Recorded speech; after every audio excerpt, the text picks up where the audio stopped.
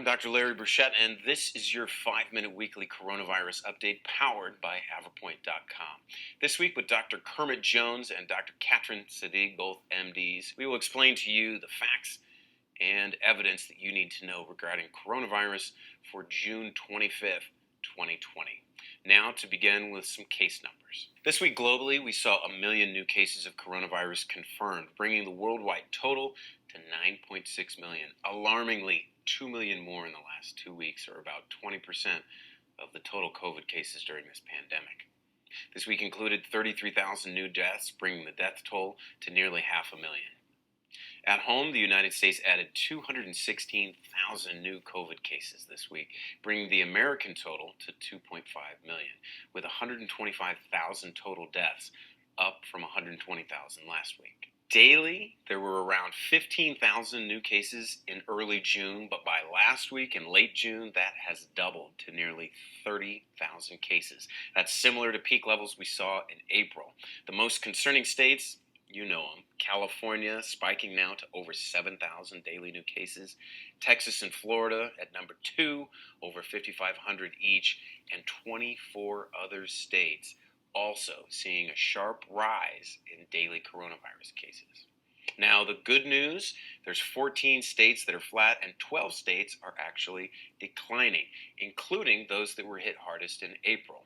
There is hope that there is some form of herd immunity and that people in those places are taking serious social distancing and wearing masks. Now, as you can see, cases are clearly going up, and the question is that just from increased testing?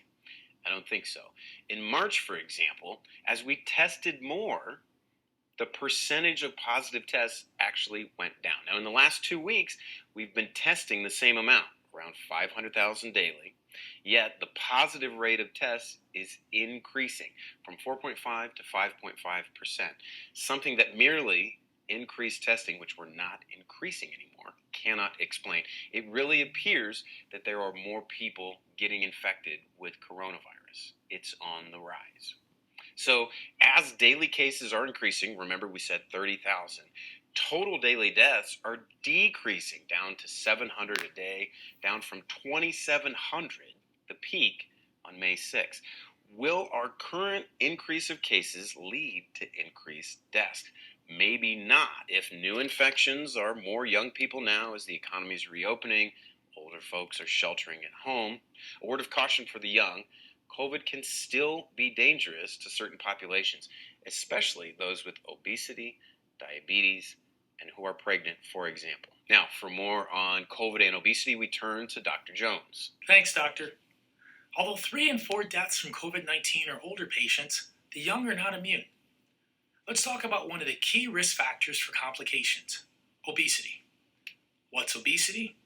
Well, medically, it means that your body mass index is over 30 kilograms per meter squared, or body fat for adult men is over 25%, and for women, over 33%.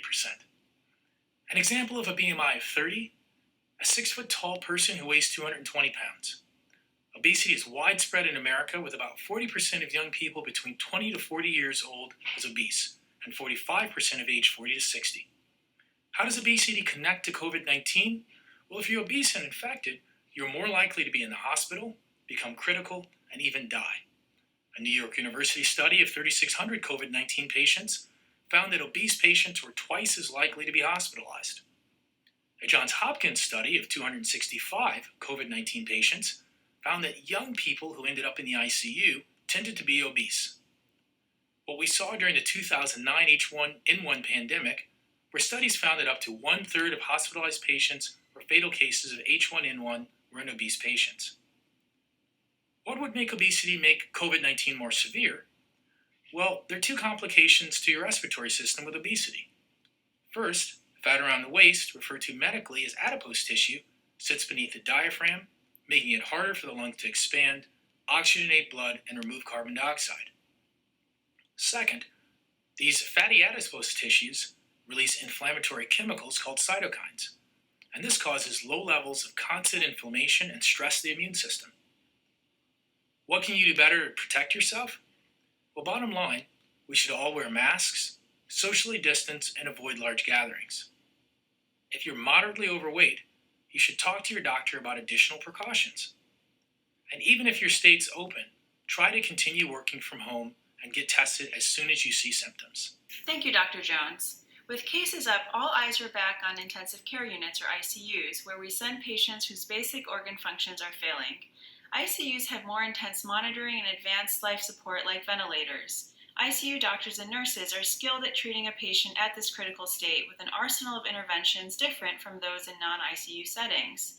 While a regular hospital ward may have one nurse per 5 patients, an ICU may have one nurse per patient. When COVID cases spiked in NYC, many hospitals struggled to find enough beds and ventilators, skilled providers, and masks and gloves. Once hospitals run out of capacity, the death rate climbs quickly because we can't give critical patients adequate care. We have to triage and make difficult decisions about who lives and who dies. So the good news since then, we've learned early interventions to keep patients off ventilators, including high-flow oxygen therapy and putting patients on their stomachs to improve lung function. We have more protective equipment, learned to sterilize and reuse masks, and produce more ventilators. Bottom line, if you end up in a well-equipped ICU, you have a better chance of survival. Now what's the bad news? Hospitals are filling up. Alabama and Arizona are at 84% capacity. In North Carolina, Duke hospitals are 93% full.